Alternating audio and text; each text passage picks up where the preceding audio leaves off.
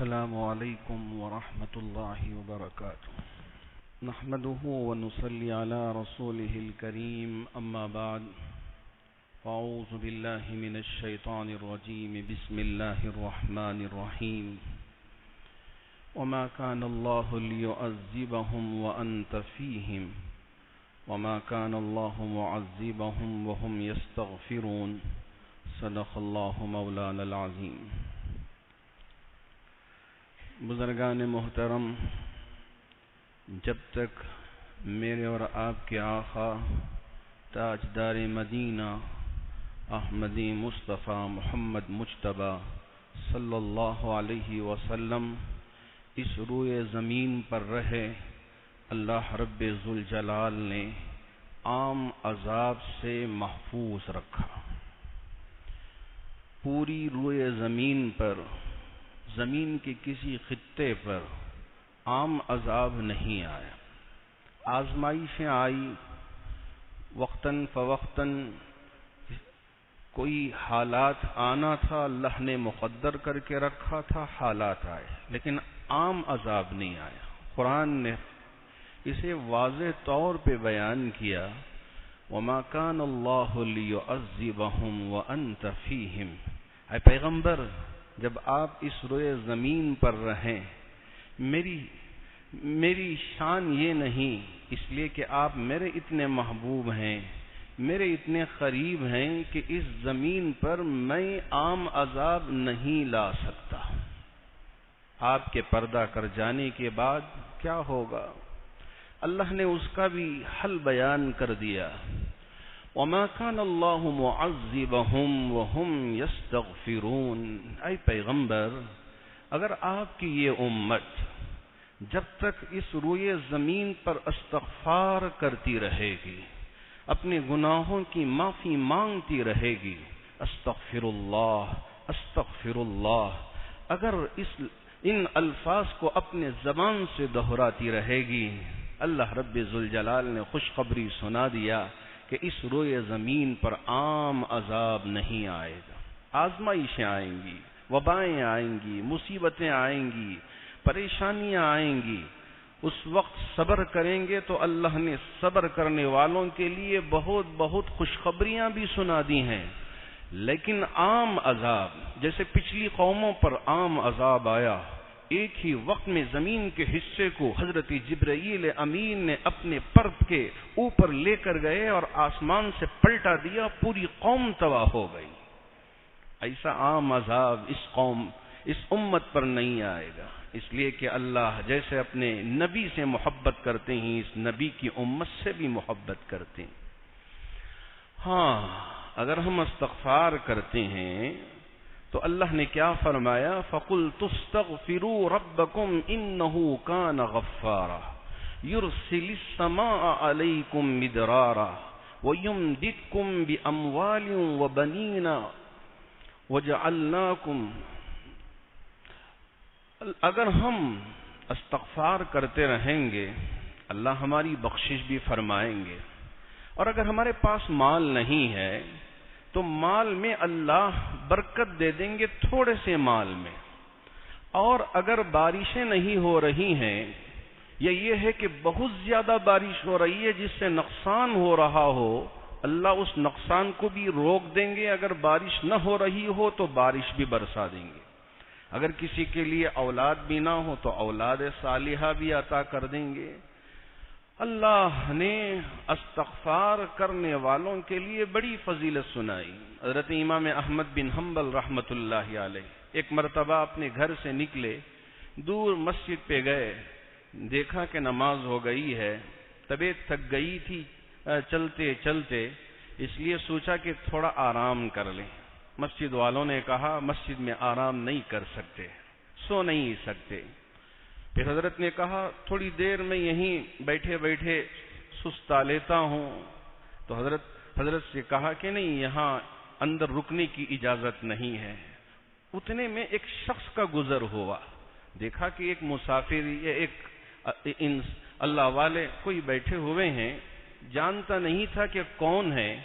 اس نے کہا کوئی بات نہیں ہے حضرت، آپ میرے گھر تشریف لائیں، بہت قریب ہے، وہاں آپ آرام فرما لیتے۔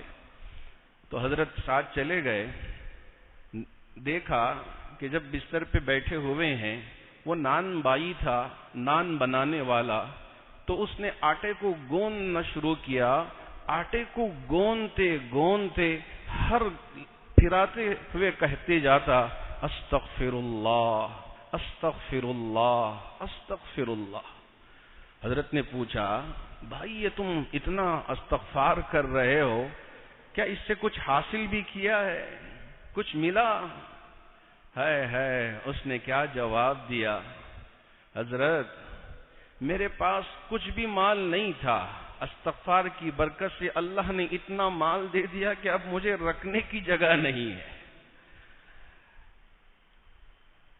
جس کسی کی بھی میں نے منت کی تھی، خواہش کی تھی، اللہ نے استغفار کی برکت سے میری اس خواہش کو پوری کر دیا۔ اب یہ خواہش گزارش کی تھی رب ذوالجلال کی بارگاہ میں، اب تک وہ خواہش پوری نہیں ہوئی۔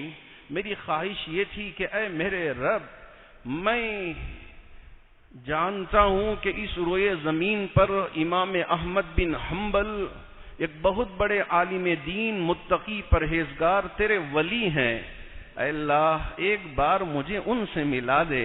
میں نے اللہ کی بارگاہ میں گزارش کی تھی لیکن اب تک ملاقات نہیں ہوئی، ایک خواہش پوری نہیں ہوئی۔ امام احمد بن حنبل رحمت اللہ علیہ کی آنکھوں سے آنسو نکل گئے، اے اللہ جبکہ میری آنے کی بھی یہاں نہ نیت تھی نہ ارادہ تھا، کہ آپ نے کیسے پہنچا دیا یہاں اس بندے کے گھر۔ کہا جس بندے سے، جس شخص سے ملاقات کرنے کی تم نے خواہش ظاہر کی تھی، میں وہی احمد بن حنبل ہوں۔ ہے ہم بھی اگر استغفار کرتے ہیں، وباؤں سے بچ سکتے ہیں، مصیبتوں سے بچ سکتے ہیں، پریشانیوں سے بچ سکتے ہیں، تو ایک تو یہ کہ میں نے پچھلی جمعہ کچھ دعائیں آپ سے ذکر کیا تھا صبح و شام کی، اور اٹھتے بیٹھتے دعائیں پڑھنے کی، ساتھ ساتھ آپ کو استغفار پڑھنا ہوگا۔ ان دعاؤں کے ساتھ ساتھ اس مرتبہ ہمارے بعض احباب نے اس کو کارڈ میں پرنٹ کر کے یہاں تقسیم کر رہے ہیں، آپ انہیں لے جائیں، آپ بھی پڑھیں، اپنے گھر والوں کو بھی پڑھائیں، بسم اللہ الذی، وہ ساری دعائیں، اور ساتھ ساتھ استغفار صبح میں بھی شام میں بھی کثرت سے پڑھیں۔ ایک اور عمل درود شریف، صبح میں 10 مرتبہ، شام میں 10 مرتبہ، اور جمعے کے دن جتنا ممکن ہو اتنا، لیکن ہر دن صبح میں 10 مرتبہ، شام میں 10 مرتبہ اگر کوئی بندے مومن درود شریف کا ورد کر لیتا ہے، اللہ رب ذوالجلال اس کے 10 گناہ معاف کر دیتے ہیں، 10 نیکیاں اس کے نامہ اعمال میں لکھ دیتے ہیں، اور ساتھ ساتھ اس کے اوپر اگر کوئی مصیبت بھی آنی ہو، درود کی برکت سے ان ساری وباؤں کو، مصیبتوں کو اللہ دور کر دیتے ہیں، اس کی حفاظت کر لیتے ہیں۔ تو صبح میں 10 مرتبہ، شام میں 10 مرتبہ درود شریف کا پڑھنے کا ان دنوں میں خاص اہتمام کریں۔ زندگی بھر اہتمام کرتے ہیں تو بہت اچھی بات ہوگی، اس لیے کہ مرتے وقت اللہ رب ذوالجلال اس درود کی برکت سے ہماری زبان پہ کلمہ طیبہ کو جاری و ساری فرما دیتے ہیں، اللہ کی رضا ہمارے لیے نصیب ہو جائے گی، اس لیے درود شریف کے پڑھنے کا اہتمام کریں۔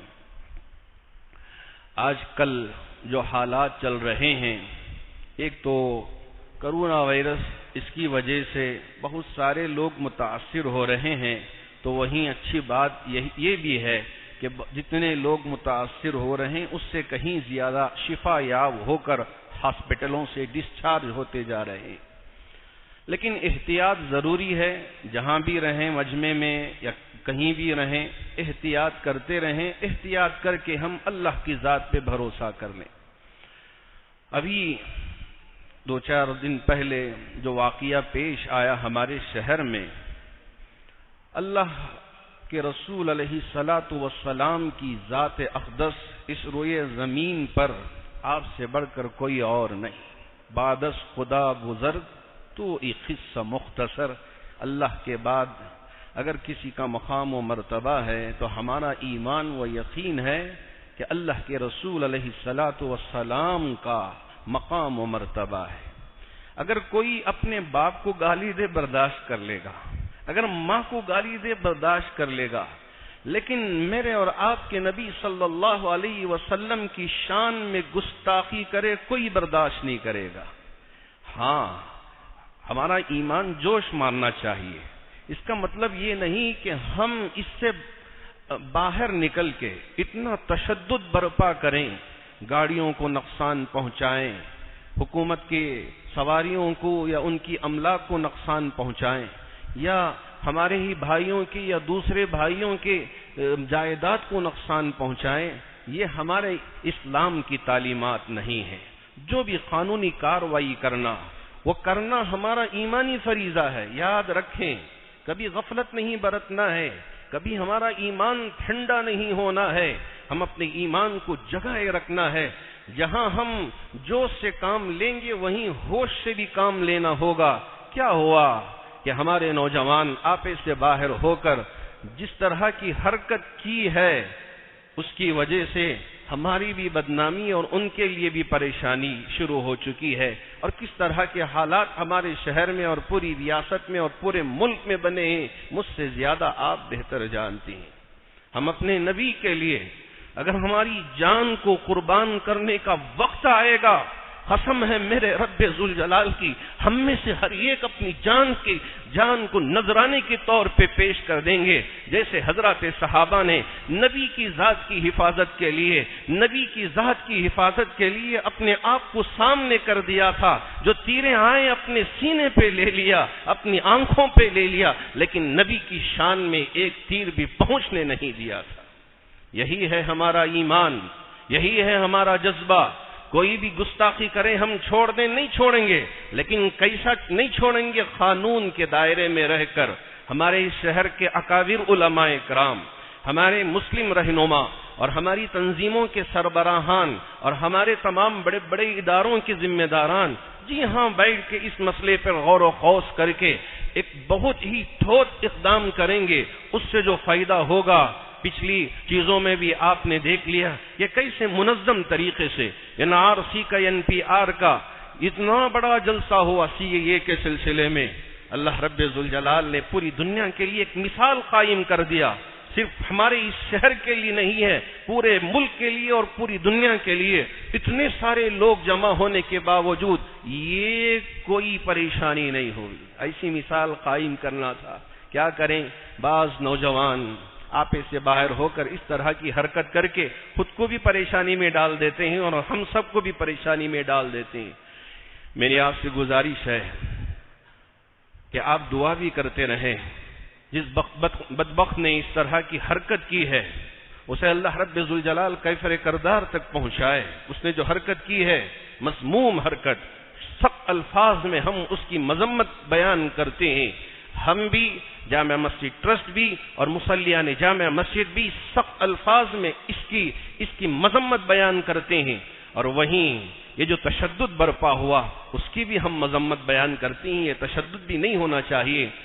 چاہیے کہ ہم پورے اس علاقے میں اور پورے شہر میں امن و امان کی فضا کو جاری و ساری رکھیں، اور ہم حکومت سے بھی مطالبہ کرتے ہیں کہ جو شخص بھی اس طرح کی حرکتیں کرتے ہیں، آپ اسے بالکل معمولی سی سزا دے کر نہ چھوڑ دیں، اس لیے کہ یہ ایسی حرکتیں ہیں صرف اسلام پر ہی نہیں، دوسرے مذاہب کے اگر ان کی مذہب کی چیزوں پہ کوئی اٹیک کرتا ہے تو اس پر بھی کارروائی ہونا چاہیے۔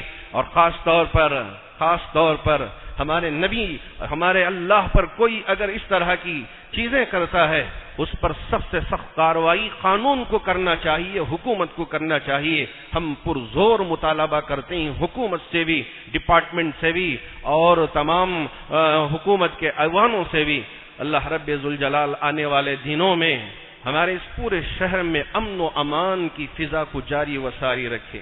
کہیں بھی کوئی بھی پروسیسن نہ نکالیں، کسی بھی طرح کا جماؤ، لوگوں کی بھیڑ ہرگز نہیں ہونا چاہیے۔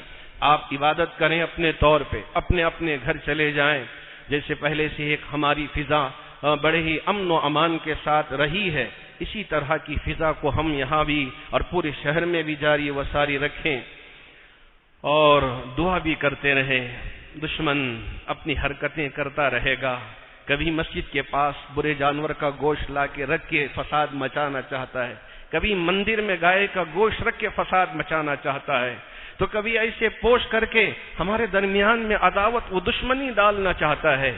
ان چیزوں کو فیس کرنے کی ضرورت ہے, حکمت کے ساتھ اور پوری ہوش مندی کے ساتھ اور دور بینی کے ساتھ ان پر نظر رکھ کر ان کا برابر جواب دینا چاہیے.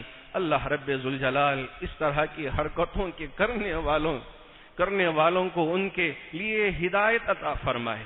اگر ہدایت نہیں ہے, اللہ رب ذوالجلال آسمان سے جو فیصلہ کرنے والے ہیں وہ فیصلہ کر دے. ہم کسی بھی چیز کو برداشت کر سکتے ہیں, لیکن اپنے نبی کی شان میں کوئی گستاخی کرے, ہمارا کلیجہ کام جاتا ہے, ہمارے بدن کا ایک ایک رونگ تک کھڑا ہو جاتا ہے.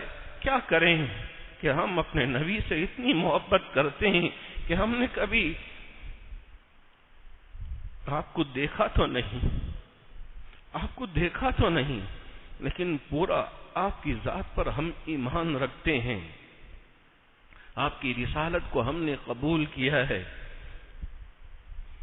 اللہ اس طرح کی گستاخیوں سے ان کو ہدایت عطا فرمائے. نبی کی صداقت, سچائی, اسوہ حسنہ ان کو بھی سمجھنے کی توفیق عطا فرمائے. محترم حاضرین گرامی,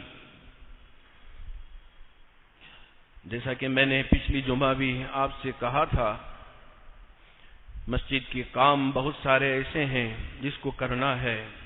فنڈ کے نہ ہونے کی وجہ سے اس وقت مسجد کے لیے بھی, ٹرسٹ کے لیے بھی آزمائش کا وقت ہے, آپ میں سے ہر ایک کے لیے بھی آزمائش کا وقت ہے. لیکن یہ ہماری ذمہ داری ہے, ہمارا ہی فریضہ ہے کہ ہم مسجد کے کاموں میں تعاون کریں, بند مٹھیاں ڈال کے جائیں. جی ہاں, یہ ہمارا ڈالنا ضائع نہیں ہوگا. جو کچھ ہم یہاں اللہ کی راہ میں خرچ کرتے ہیں, اللہ رب ذوالجلال اس پر اتنا اجر عطا کریں گے, اتنا اجر عطا کریں گے, ہمارے وہم و گمان میں بھی وہ باتیں نہیں آئیں گی.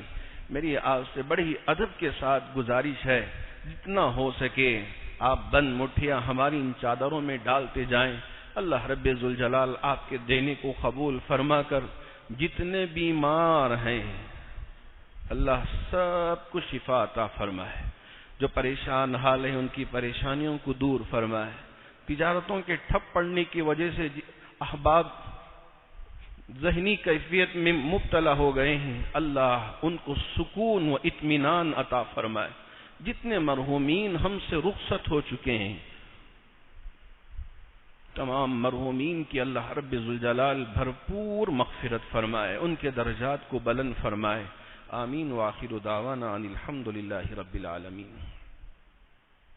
السلام علیکم ورحمۃ اللہ وبرکاتہ.